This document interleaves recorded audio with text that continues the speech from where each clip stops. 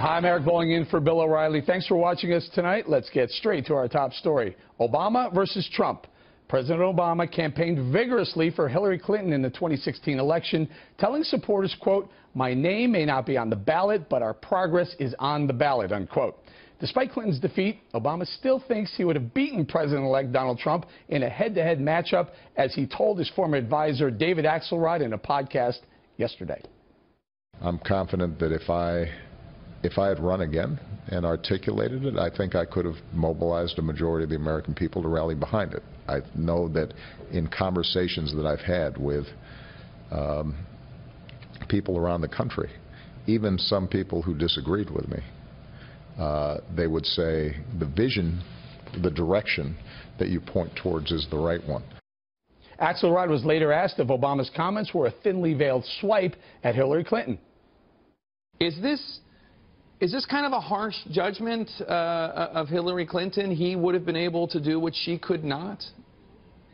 Well, he said this in service of a larger point, which is he doesn't accept that the election was a verdict on his view of where the country should be going. He points out that she got a majority of the vote. He feels that he would have won the election. But there's no doubt that there is some criticism implicit in his remarks. And he went on to say that perhaps the Clinton campaign took too much for granted. Perhaps they played it too cautiously. For his part, Donald Trump dismissed the president's claim, writing on Twitter, quote, "President Obama said that he thinks he would have won against me. He should say that, but I say no way. Jobs leaving, ISIS, Eau Claire, etc., unquote." Joining us now with reaction is Lisa Booth, a Fox News contributor, and Washington, D.C., Richard Goodstein, a Democratic strategist who worked on Clinton's 2008 campaign. Richard, really, of course he's going to say that now. Oh, I would have beaten Donald Trump because he couldn't have run. It's an obvious question. But let's go to this. Is he saying he would have done better against Trump than Hillary did? Yeah, and let me give you one illustration, Eric. I was a poll watcher in 2008 in an entirely black voting place for early voting on Election Day in Fort Lauderdale, Florida. On the last day of early voting, remember the lines were hours long, a first-time voter summoned me over and he said, "Sir, can I just vote for Barack?" And I started to say, "Well, you could, but your Congressman Alcee Hastings is black." He said, "Well, why don't they have an express line for people like me?" Okay? And I don't think he was joking. I think he was serious. If they had had one, he would have used that in a second. Okay, so what's and Richard, my point is, Yeah. you couldn't have paid that guy to vote for Hillary Clinton. The 2016 version of that guy didn't really care about her. And the 10,000 votes that she lost by in Michigan, the 20,000 in Wisconsin, the 40,000 in Pennsylvania, that guy and his sister and tens of thousands like him, they would have come out. They didn't come out for Hillary. Okay, very good. Lisa, what do you think? Was that President Obama taking a shot at Hillary saying, well, if it were me, I would have beaten him?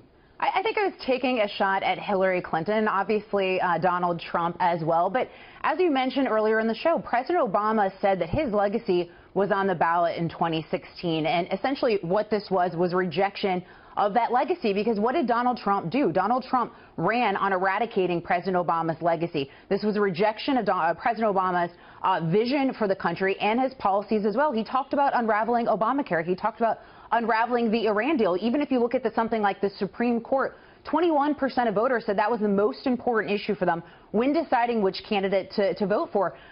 Those voters overwhelmingly went for Donald Trump. That's a rejection of what President Obama would have chose out as a Supreme Court nominee as well. Not only that, Richard, President Obama himself said, I remember this on the stump, he was saying, a vote for Hillary is a vote for my legacy. And guess what happened? They lost.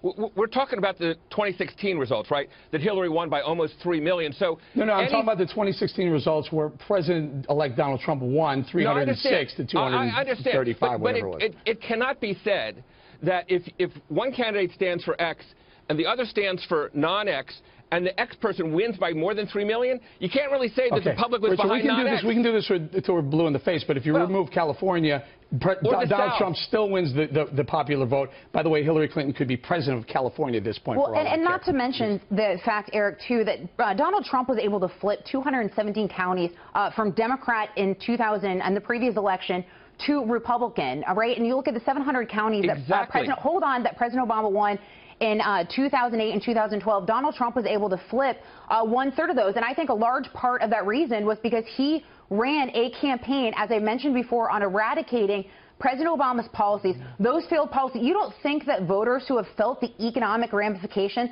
of President Obama's policies, whether it's the fact that he's the only president in history, hold on, I let you speak, the only president in history to not see 3% economic growth, the fact that we've seen more small businesses go under than be created, the fact that in places like Arizona, insurance premiums have increased over 100%. You don't think that voters went to the ballot knowing that President Obama's legacy was on the ballot, which is a pure repudiation of his legacy and his policies? What I think is that having brought unemployment down by a half, by having the stock market virtually triple under the Obama presidency, by having finally middle-class incomes go up for the first time in 15 years, yes, I think all those people in counties that went Obama in 08 and 12 would have voted for the real thing in 16 and not for the guy who is making all these promises that we know he can't keep. Okay, no, fair enough. Maybe that is the case. However, for President Obama to just a month after the election to come out and say, by the way, I would have won, he is taking a shot at Hillary Clinton. I mean, look, there's no question he was her best surrogate. I'd say Michelle Obama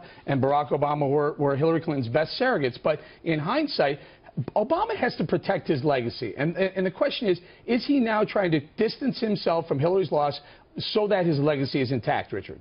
Well, again, Obama's favorability numbers and Trump's were the inverse of one another on Election Day.